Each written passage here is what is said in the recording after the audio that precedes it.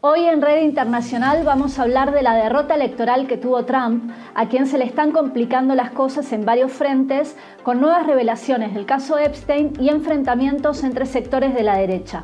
Vamos a hablar de la crisis de los demócratas, el cierre del gobierno, el shutdown que acaba de terminar, y también sobre lo que expresó la victoria de Zohran Mamdani en Nueva York. También hablamos de las elecciones en Chile y sobre esto vamos a conversar con Fabián Puelma, que es editor de La Izquierda Diario en ese país. Y como siempre les pedimos que se asocien a este canal. El programa y todo lo de La Izquierda Diario más lo sostenemos gracias a la ayuda de ustedes. Es fácil, les vamos a dejar el link en la descripción del video. Así que, bueno, dicho esto, arrancamos.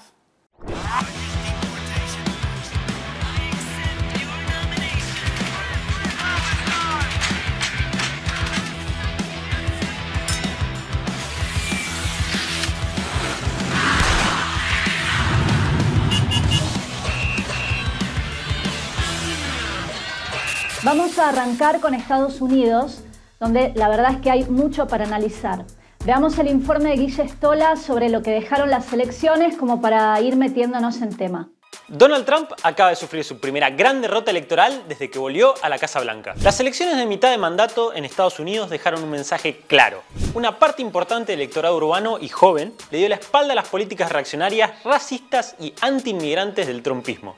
Los republicanos perdieron terreno en varias ciudades clave. Y aunque Trump no estaba en la boleta, fue el gran derrotado. Dentro del Partido Demócrata aparece uno de los nombres del momento, Zohran Mamdani, que ganó la alcaldía de Nueva York con casi el 50% de los votos y con 10 puntos de ventaja sobre Andrew Cuomo, representante del establishment demócrata que además había sido apoyado por Trump. Mamdani, nacido en Uganda, se presenta como socialista democrático y es apoyado por el Democratic Socialist of America, DSA.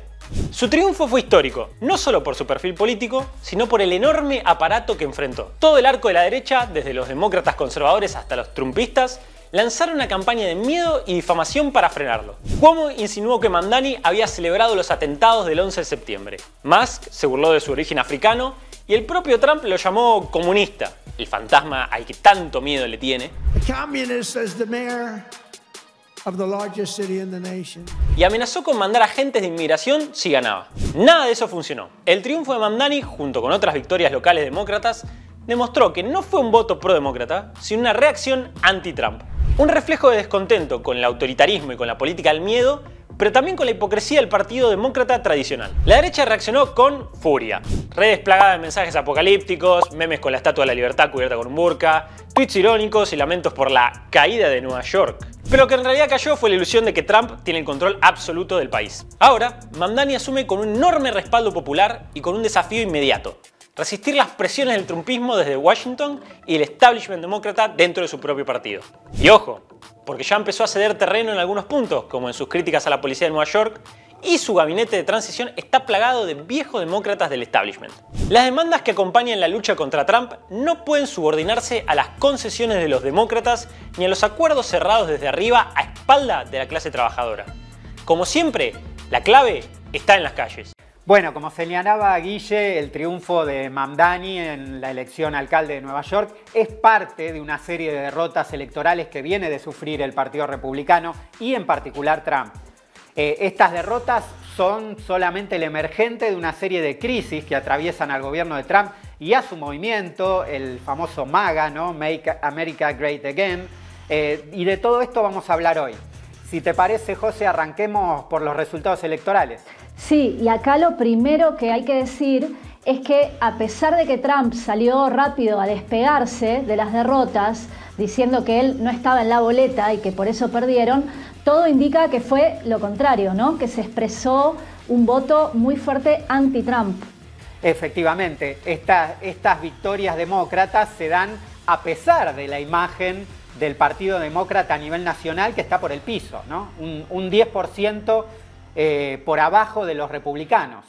A pesar de eso, en Nueva Jersey y en Virginia, los demócratas ganaron las elecciones a la gobernación por una diferencia que va entre 13 y 14%. Y en California, donde se hacía un referéndum para reformular los distritos electorales a favor de los demócratas, la diferencia fue de más del 25%. ¿no? Y estas diferencias son mayores de lo que se esperaba y no se pueden explicar solamente por una cuestión local, sino si no incluimos el rechazo que hay al propio Trump, ¿no? Que también se ve en las movilizaciones de No King que se vienen convocando y a las que van millones de personas en todo el país, ¿no? Sí, y a nivel nacional los índices de aprobación de Trump también están cayendo. Solo lo aprueban el 43% y tiene un 53% de desaprobación. Bueno, todos estos resultados muestran un panorama bastante sombrío para Trump hacia las elecciones intermedias del año que viene. Un mal resultado en las intermedias para un presidente que además no tiene reelección lo puede dejar muy mal a Trump para la segunda parte de su mandato. Y esto es importante marcarlo porque detrás de la imagen de fortaleza de Trump, que muchos compran sin beneficio de inventario, la realidad es que está haciendo agua por todos lados, incluido el caso Epstein, del que también vamos a charlar después. Sí, claro. Bueno, del otro lado, para los demócratas, ya arranca la pelea para las primarias hacia las próximas elecciones de medio término del 2026.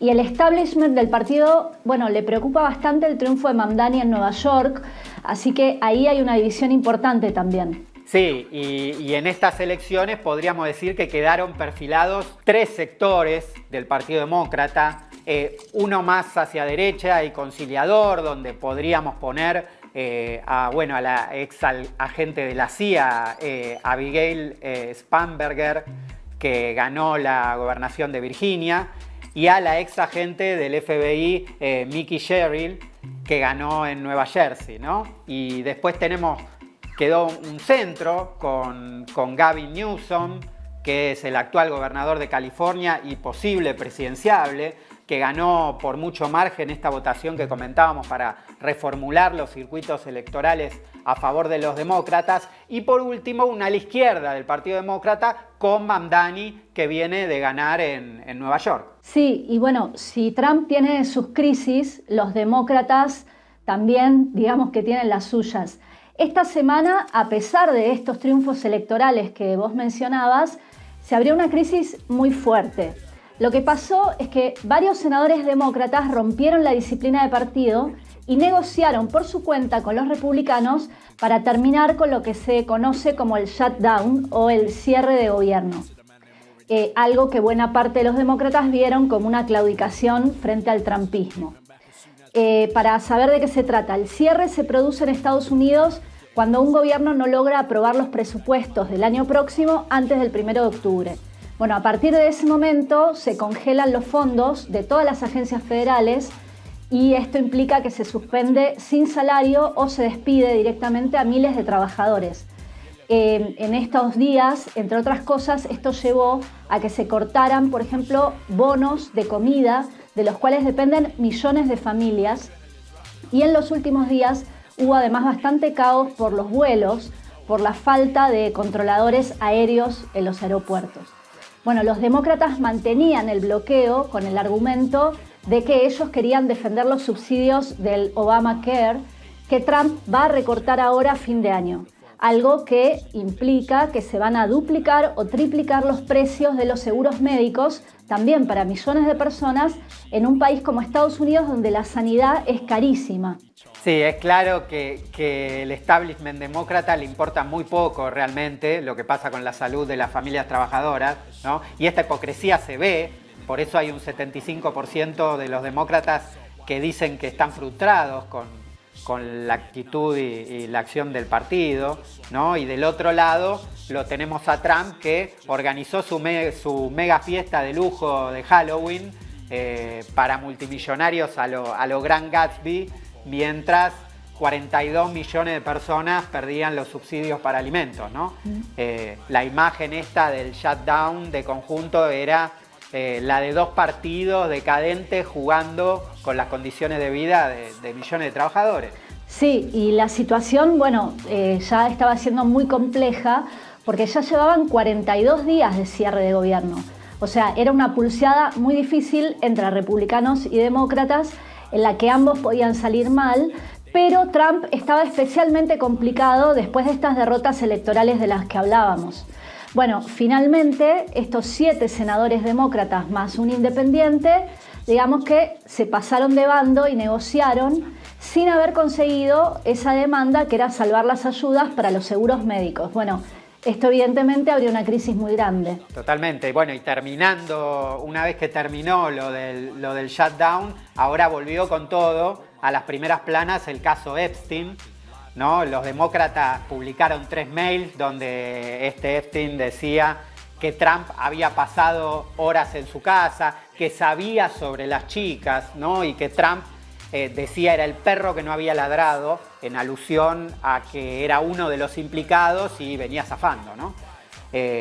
Para quienes no tienen presente el caso Epstein, esto hace referencia a lo que fue una red de trata y abuso de menores dirigida por el multimillonario Jeffrey Epstein, que murió ahorcado en su celda en el 2019, en la que están implicados montones de grandes millonarios, políticos, actores, la corona británica, bueno, muchos.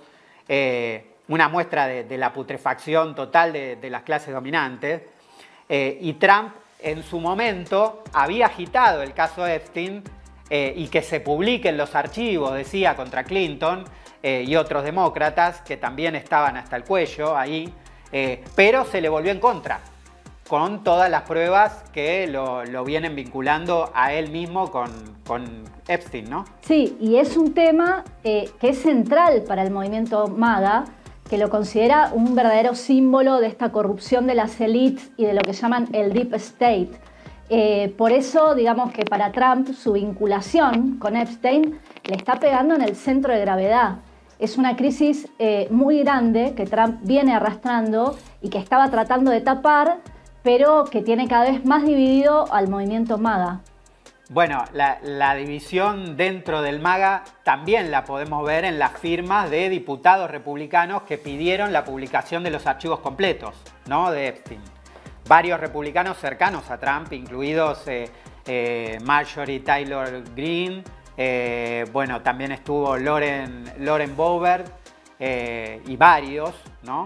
Y la semana que viene se votaría ese pedido de publicación en la Cámara de Representantes. Si prospera este pedido, igual Trump lo podría vetar, pero el punto es que va a tener cada vez más costo político, ¿no? Es algo que verdaderamente lo puede hundir. Steve Bannon, que es una de las figuras claves del MAGA, que dicho sea de paso apareció también en los archivos de Epstein, había pronosticado que Trump podía llegar a perder el 10% de su base electoral por este caso, ¿no? Bueno, si ese cálculo conservador se da y Trump pasa de alrededor del 40% de aprobación que tiene hoy a un 30%, ponele, bueno, estaría en la lona para las elecciones del año que viene. Sí, bueno, y si faltaran problemas en la derecha, se armó una crisis total en el universo MAGA, con renuncias, acusaciones cruzadas, de todo, a partir de una entrevista que le hizo Tucker Carlson a un ultraderechista que se llama Nick Fuentes. Carlson es uno de los influencers más conocidos de MAGA y este Nick Fuentes es un tipo de 27 años que tiene más de 1 millón de seguidores en X, aunque obviamente esto no significa que todos adhieran a sus posiciones, pero sí, ¿no?, implica que tiene mucha proyección. Bueno, Nick Fuentes tiene ideas supremacistas, blancas, misóginas y antisemitas radicales. Es un nacionalista cristiano y, para que se den una idea, es un admirador confeso de Hitler.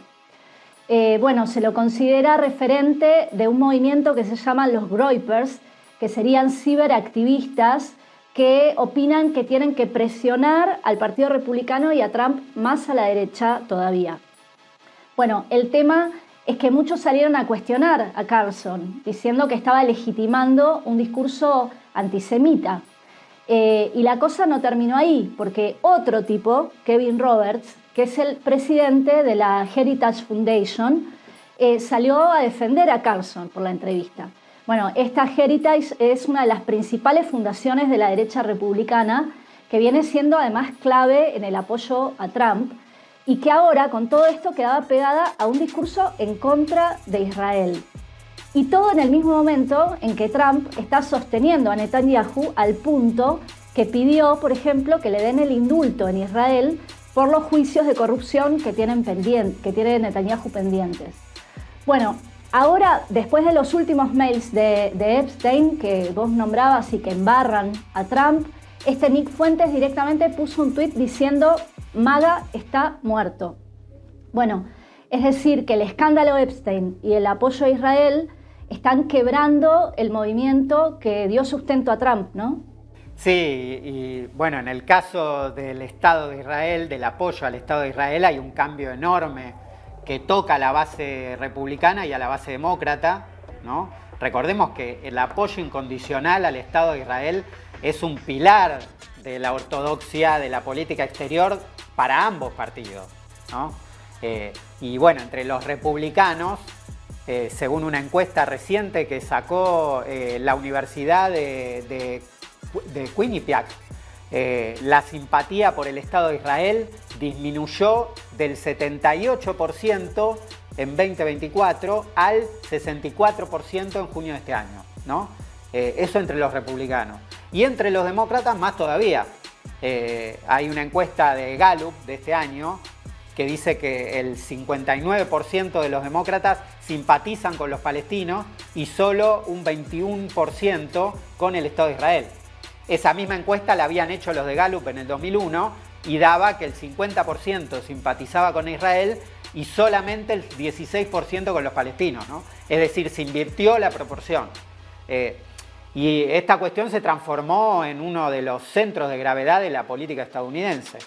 De hecho, la votación de Mamdani en Nueva York tiene mucho que ver con esto también, ¿no? En Nueva York, recordemos que fue uno de los centros de la movilización por Palestina. Ahí Jewish Voice for Peace, que organiza a miles de judíos por Palestina en toda la ciudad, fue parte de la campaña de Mamdani, ¿no? Mientras que Netanyahu decía que Mamdani era un terrorista y llamaba a los judíos a emigrar a Israel. Bueno, no estaría teniendo éxito, evidentemente. No, la verdad es que no. Y bueno, hoy se está hablando mucho del fenómeno Mamdani y de cuáles fueron las claves de este resultado. Mamdani arrasó entre los millennials y la generación Z, pero también le fue muy bien en barrios obreros.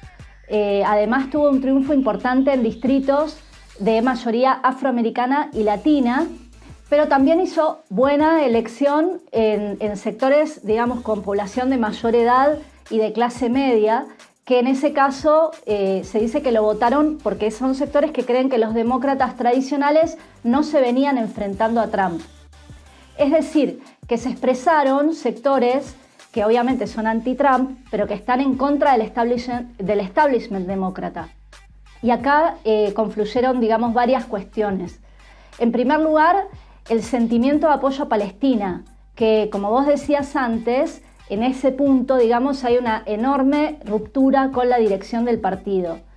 Pero no es solo eso, ¿no? El voto a Mamdani también canalizó el descontento con lo que es la degradación de las condiciones de vida, bueno, el precio de los alquileres, la precariedad, etc.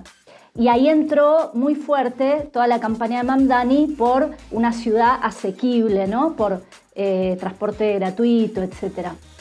Ahora bien, entre todas esas enormes expectativas que hay sobre su gobierno y lo que efectivamente pueda llevar adelante, hay una diferencia.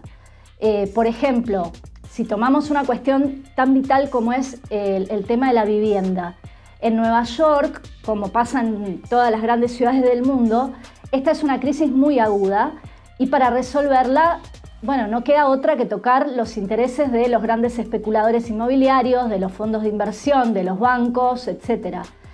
Ahora, ¿qué pasa? Mamdani no tiene la estrategia de enfrentarlos, sino más bien de buscar algún tipo de negociación. El New York Times estos días viene publicando varios artículos en el sentido de que los hombres de negocios de la ciudad, dicen, no tendrían que temer a Mamdani porque, por ejemplo, su poder para subirle los impuestos es limitado, porque eso depende en realidad de la gobernadora del estado, que es una demócrata tradicional que no piensa hacerlo, ¿no? Y entonces les recomienda a los empresarios que tendrían que buscar vías de diálogo con el nuevo alcalde. Bueno, acá desde el Estado español tuvimos la experiencia cuando Podemos, por ejemplo, gobernó en ciudades como Madrid o Barcelona, y la verdad es que se mostró que todos esos intentos de conciliar con los poderes reales, bueno, no terminan nada bien. Sí, y bueno, ahí hay una discusión estratégica central, ¿no? Porque Mamdani sacó 1 millón de votos y movilizó para su campaña, dicen, alrededor de 100.000 voluntarios, un montón. Además, como decíamos, Nueva York es uno de los centros del movimiento en solidaridad por Palestina, y destaco esto porque son jóvenes que se movilizan contra la acción más contrarrevolucionaria que está sucediendo hoy en el mundo, ¿no? Y es un elemento de radicalización que no tenía lo que se llamó en su momento el socialismo millennial, ¿no? Lo cual tampoco puede ser visto separado de lo que comentabas antes, ¿no? Del desarrollo de los sectores de la juventud de extrema derecha con organizaciones como Turning Point, de los seguidores de Charlie Kirk, que tuvo un nuevo impulso después de que Kirk fuera asesinado, ¿no? Es decir, hay fenómenos por izquierda y por derecha.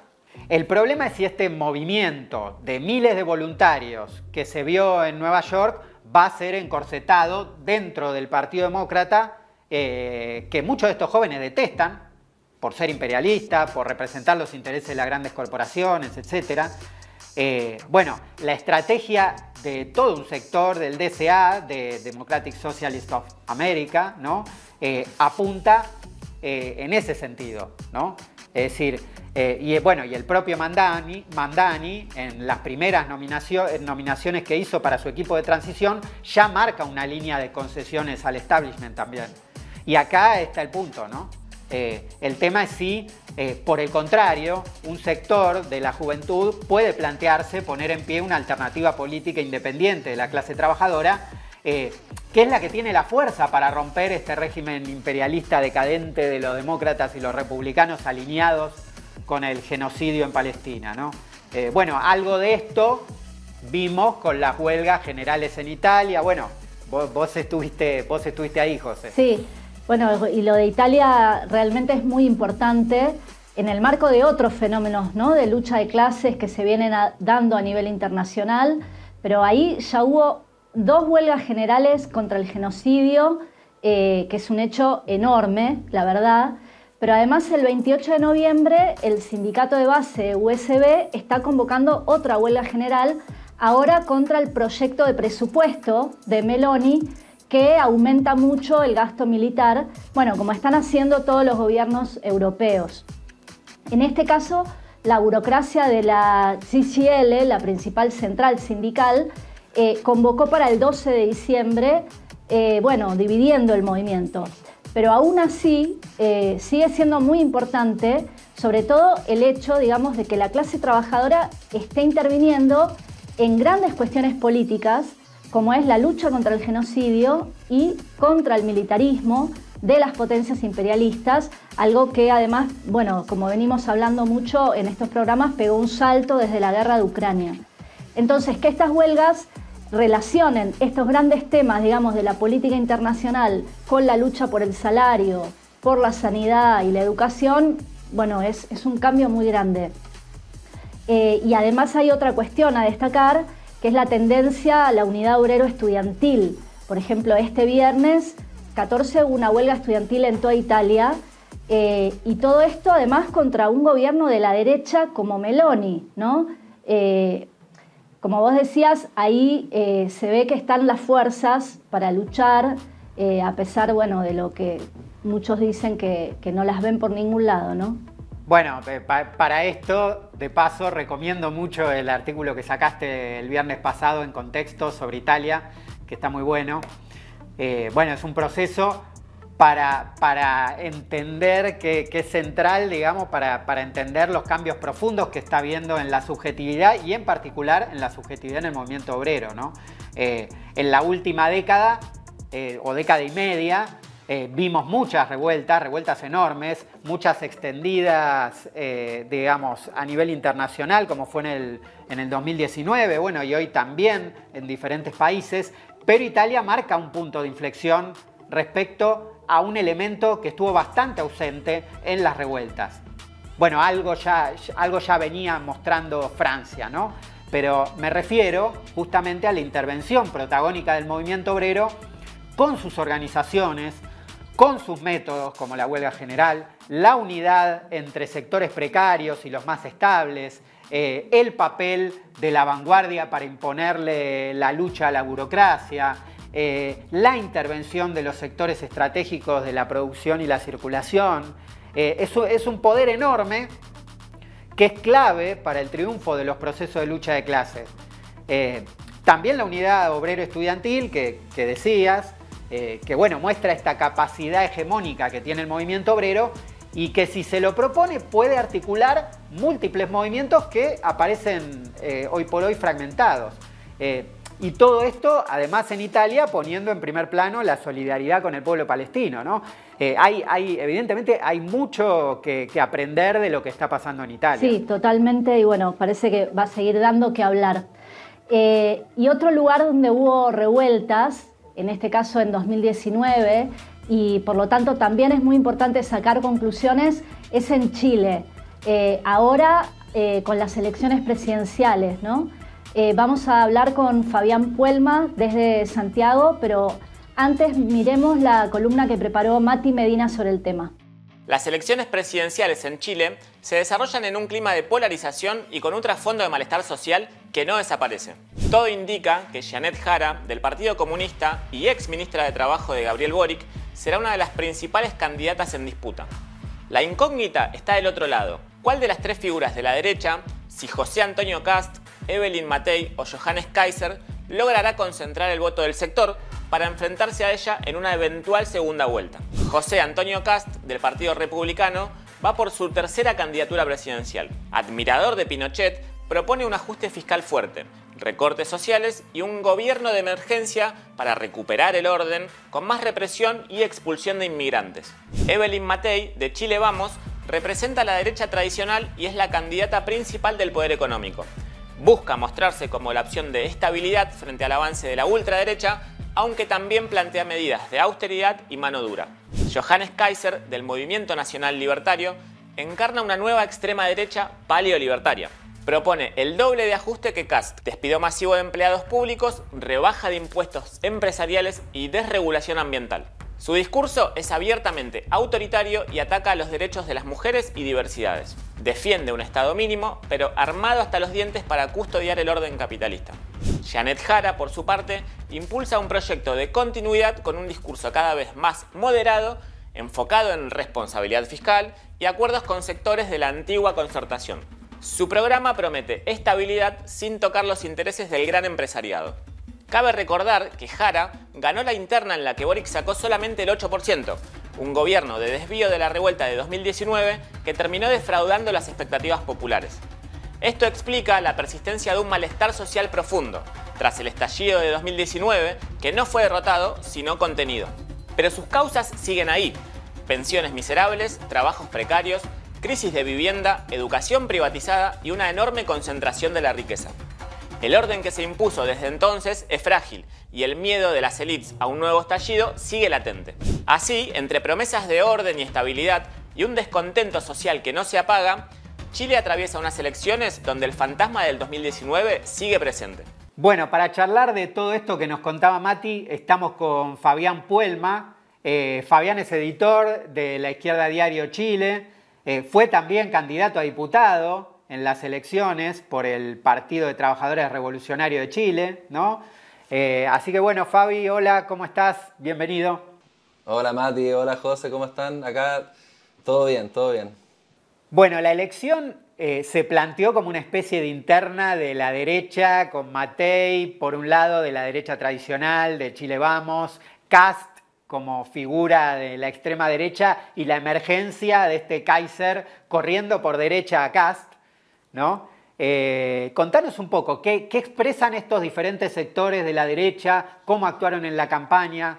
En general lo que uno podría ver es que hay una crisis del centro burgués o el extremo centro neoliberal histórico que está en una crisis muy profunda y que eso ha generado, digamos, una serie de fenómenos y no fenómenos políticos y que en la derecha tienen expresión en esta división entre tres candidaturas. Es decir, como un síntoma en que las viejas técnicas, digamos, de cómo se ejercía la hegemonía neoliberal en el ciclo anterior no dan el mismo resultado y están empezando a surgir estas disputas. Bueno, Evelyn Matei es de la UDI y ella representa la derecha tradicional, que busca efectivamente recrear esta política de los consensos de los 90, como que para ellos es la mejor forma, o se demostró la mejor forma de defender la herencia de la dictadura. O sea, la UDI desde su surgimiento representa esa defensa acérrima de la herencia de la dictadura, pero buscando acuerdos con la concertación y aceptando ciertas autorreformas por arriba. Y hoy por hoy, pese a que no es la candidatura mejor expectada, es la que tiene el apoyo más abierto, más directo de los gremios empresariales y de la Agencia Financiera Internacional, o sea, el sector más concentrado de la burguesía. Kast es un desprendimiento de la UDI y que emerge en un primer momento con un discurso mucho más disruptivo, mucho más a tono con la extrema derecha internacional, pero que en esta campaña ha tratado de evitar ciertos temas, lo que llaman valóricos, que en la primera elección contra Boric fueron muy decisivos porque eran ataques contra las mujeres y eso marcó mucho esa elección.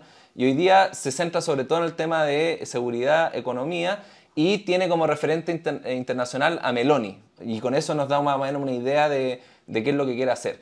Ahora, igual de conjunto lo que representa es como una vuelta a la UDI de los orígenes, o sea, la UDI de la dictadura, los primeros años de la transición, pero actualizada, digamos, con las técnicas de política de masa de la nueva derecha populista y de su discurso también y ciertas políticas más bonapartistas de acuerdo a este momento de crisis de hegemonía neoliberal a nivel internacional. Y por último emerge Kaiser, que aunque tiene un programa similar al de Kast, dobla un poco la apuesta. Por ejemplo, en vez de 6.000 millones de recorte fiscal, dice el doble, o el doble de despido en el sector público, a eso me refiero, y también esa bandera de ese espacio que dejó Kast en los temas más reaccionarios y de una derecha conservadora, como ataque a las mujeres, a la diversidad sexual, etc. Entonces, yo creo que Kaiser dentro de ellos representa el sector una novedad, porque en el fondo no es ni una vuelta a la política de los consensos, ni a la UDI de los orígenes, ni tampoco obviamente a una dictadura en este momento, sino que es buscar una solución a esta crisis profunda de hegemonía que hay, con métodos abiertamente bonapartistas y con un discurso y una ubicación libertaria a lo Milei. O sea, representa en ese sentido una novedad. Y por lo tanto tiene y juega un poco con este espíritu refundacional de cierta derecha extrema a nivel internacional. Y enfrente estuvo la candidata Janet Jara del Partido Comunista, que bueno, ya se había impuesto en la interna del oficialismo hace unos meses, frente a un módico 8% que había sacado el candidato del actual presidente Boric. ¿Cómo fue la campaña de Jara? Bueno, efectivamente el resultado de Jara fue en la primaria, ¿cierto? Un resultado inesperado. Sacó cerca del 60% frente al 28%, o sea, el doble de lo que sacó la candidata de la concertación, que fue quien gobernó durante gran parte de la transición. Y eso generó mucho entusiasmo también en la base de Boric, porque se trataba de una variante más de izquierda, una mujer comunista, que tenía un perfil más del mundo, que venía del mundo popular. Y eso generó mucho entusiasmo y por lo tanto muchos analistas vieron en ese momento de que se podía abrir la posibilidad de que la candidatura de Jara estuviera más a tono con los populismos de izquierda, o sea, de poner muy al centro el binomio pueblo versus élite. Incluso varios veían que podía jugar un rol parecido a AMLO, o lo comparaban con lo que podía pasar en Nueva York con Mamdani. Entonces, eso fue un primer momento. Ahora, no fue eso lo que sucedió. Jara al principio en su programa de primaria tenía la idea de nacionalización del cobre. Bueno, eso obviamente lo terminó sacando. O la idea de sueldo mínimo de 750.000 pesos también lo transformó en un ingreso mínimo, un ingreso vital en base también a muchos subsidios y sujeto a la productividad y el crecimiento económico. Entonces, todo ese tipo de gestos, incluso en un momento terminó como relativizando la idea del derecho al aborto para poder negociar con la democracia cristiana. De conjunto, digamos, Jara representa una candidatura, por eso mismo, de continuidad de lo que ha sido más bien la línea de Bachelet y después de Boric, ya que es una idea de hacer de una cierta socialdemocracia o con una idea de que manteniendo de todas formas los pilares del régimen de la transición se pueden hacer ciertas reformas que implican cierta redistribución o, como llaman ellos, aspectos de seguridad social, sobre todo a la hora de desviar y canalizar ciertos procesos de lucha de clase, por ejemplo, lo que fue la movilización estudiantil con la política de gratuidad acotada que impulsó Bachelet. Entonces, ese tipo de ubicación es la que hoy día Jara representa una continuidad de lo que podría ser una especie de socialdemocracia de la periferia o una idea, digamos, de tener ciertas políticas redistributivas, pero aceptando, digamos, los marcos y los pilares del neoliberalismo y de la transición y buscando esta reforma en la medida en que sean potables para los grandes empresarios, como se vio con las reformas que hubo. Ella, y con esto cierro, ella fue la que impulsó la reforma de pensiones. Eso aumentó efectivamente un poco las pensiones de los sectores más bajos, pero fue a costa de darle una tajada muy grande de las propias cotizaciones al sistema de capitalización individual de los fondos de pensiones privados, y por lo tanto, de hecho, muchos de los sectores de la bolsa terminaron celebrando la reforma. Entonces, ese tipo de canjes un poco es lo que representaría como continuidad. Clarísimo. ¿Y qué relación ves entre el escenario actual y lo que fue el gobierno de Boric, que había surgido como desvío, ¿no?, de la gran rebelión de 2019? No, hay dos elementos clave. Uno, que este mayor peso de las candidaturas de derecha y de moderación de lo que fue el gobierno de Boric y de Jara no implica en ningún caso un giro unilateral a la derecha. O sea, lo que prima todavía es la incógnita, la inestabilidad, y de hecho hoy día hay muchos sectores empresariales que ven con mucho temor que salga Kaiser, porque eso efectivamente podría generar un escenario de muchísima más inestabilidad. Incluso si gana Kast, los grandes gremios continuamente están presionando para decirle, mira, no te pases de la correlación de fuerzas porque eso puede generar una reacción de lucha de clase y mayor inestabilidad. Entonces, y lo otro es que nosotros también definimos el escenario como de polarización asimétrica, es decir, ¿qué significa eso? Que hoy día el centro no es el que está dando la solución, no es el que está logrando captar, digamos, los votos, ni ser una alternativa para sectores amplios de masa, sino que es muy probable que la segunda vuelta sea entre el Partido Comunista, la candidata del Partido Comunista, Kast, o incluso Kaiser. O sea, evidentemente hay una polarización, pero asimétrica porque mientras la candidatura de Jara se va hacia el centro, la derecha se radicaliza.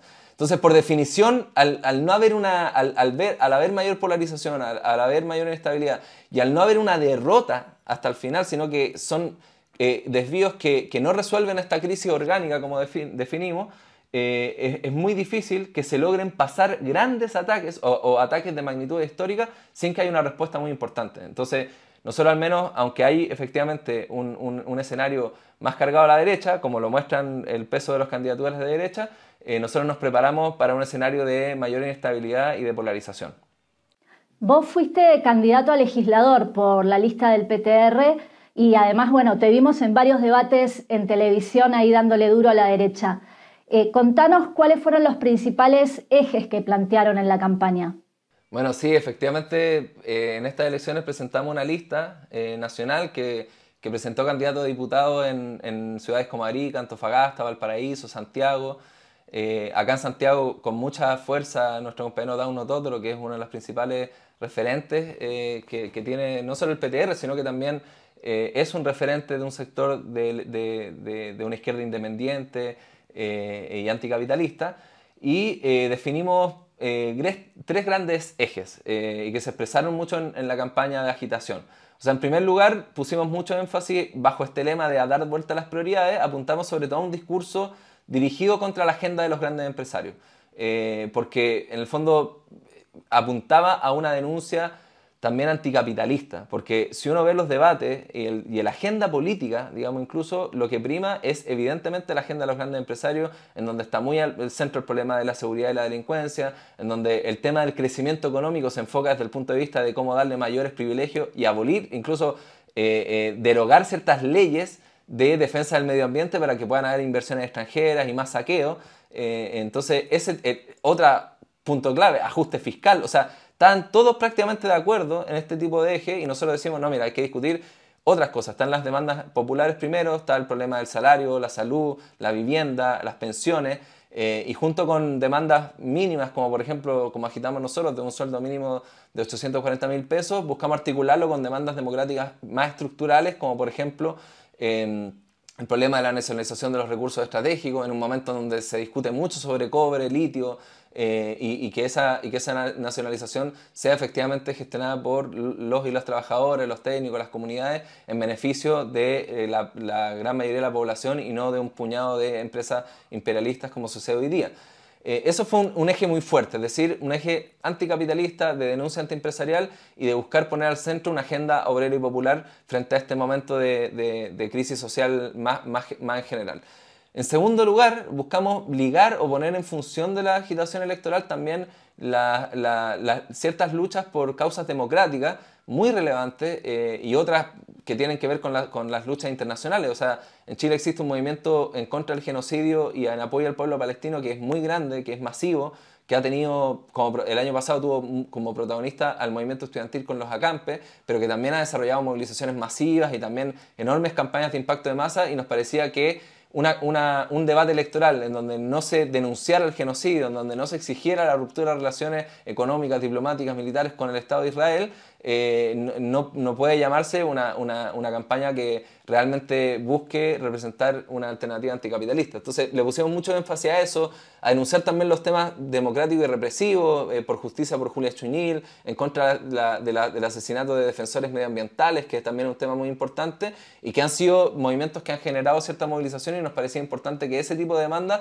pudiesen estar y pudiesen estar al centro del debate político. Y por último, desarrollamos mucho la idea de independencia política, porque bueno, nosotros representamos una organización y una referencia que es independiente de este gobierno, que se posicionó como oposición de izquierda a este gobierno, y bueno, nosotros no apoyamos políticamente en esta elección a Jara y los candidatos del oficialismo, sino que buscamos presentar, tanto a nivel programático como a nivel político, lo que sería una alternativa frente a estas variantes, digamos, de alianzas con partidos centroizquierdistas o la vieja concertación y partidos que son abiertamente neoliberales. Entonces, en ese punto decíamos, bueno, es necesario que una izquierda consecuente, una izquierda que no se dé vuelta la chaqueta, que es necesario que esté, que tenga esta voz, y que en este momento en donde avanzan las ideas de la derecha, incluso puede haber un próximo gobierno de derecha, es más importante que nunca que esta agitación electoral y también si es que llegáramos a conquistar cualquier cargo, los cargos que se conquisten tienen que estar en función de la movilización, de la coordinación y la unidad para desarrollar la movilización extraparlamentaria, que se ha demostrado como única forma de poder enfrentar a la derecha. O sea, el momento es muy gráfico, el momento que más pacivización hubo y mientras más pacivización se instaló es cuando más avanzó la derecha. Y eso es una de las cosas que hay que revertir, y toda esta agitación política y electoral está muy en función de impulsar esa unidad, esa coordinación y esa movilización para que consideramos que es la única forma de cambiar la correlación de fuerzas, y es donde han estado puestas nuestras energías durante todos estos años. Muy bueno, Fabi. Bueno, muchas gracias por la entrevista y nos vamos a estar comunicando pronto seguramente. Gracias. No, muchas gracias a ustedes por la invitación y les mando un gran abrazo desde Chile. Bueno, para ir cerrando, quería resaltar una idea que un poco atravesó el programa de hoy, ¿no? En el marco de la crisis del régimen que hay en Estados Unidos, que incluye a los demócratas, vimos como Trump, a pesar de la fortaleza que pretende proyectar, tiene crisis por todos lados. Es la expresión, además, de una élite capitalista decadente, podrida, ¿no? Como queda claro con la red de trata de Epstein. Bueno, tipos que se pasan de fiesta en fiesta mientras el barco se hunde. Y cada vez es más fuerte el sentimiento antitrumpista. Bueno, viene cayendo en las encuestas, también las divisiones en el movimiento MAGA se profundizan, acaba de tener múltiples derrotas electorales que ponen un signo de interrogación sobre la segunda parte de su mandato. Y tener claro esto me parece importante para las luchas antiimperialistas que tenemos planteadas. Más ahora, acá en América Latina, cuando Hegseth, el secretario de Guerra, acaba de formalizar la campaña militar que vienen desarrollando en el Mar Caribe y en Latinoamérica, ¿no? Ahora le puso Operación Lanza del Sur, y esto, bueno, en simultáneo con la llegada nada más ni nada menos que del portaaviones Gerald Ford ahí al Mar Caribe, ¿no? La otra cuestión importante para destacar me parece que son los nuevos fenómenos que se vienen dando por abajo, es decir, el cambio subjetivo. En Estados Unidos, y bueno, como en otros países, vemos una derecha que se radicaliza, pero también fenómenos hacia la izquierda, como se mostró en la elección de Mamdani. Sectores de jóvenes, también de trabajadores, que bueno, se cansaron de ver a esos súper ricos de fiesta, mientras la mayoría no puede pagar un alquiler o llegar a fin de mes.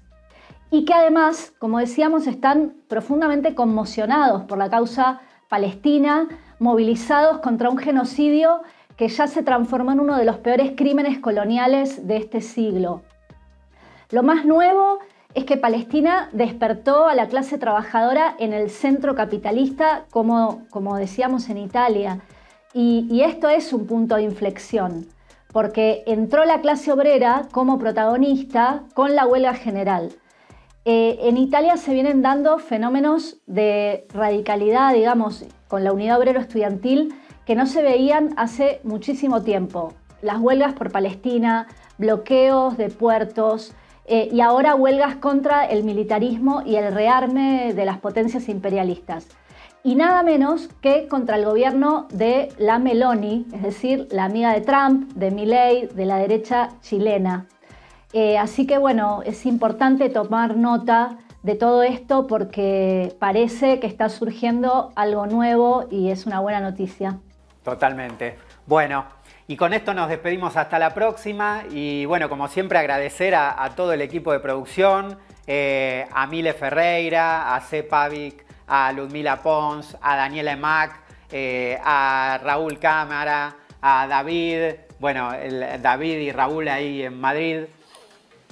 Sí, y bueno, como siempre, antes de despedirnos, les queremos hacer acordar que necesitamos 3.000 socios en La Izquierda Diario para que este proyecto pueda seguir adelante.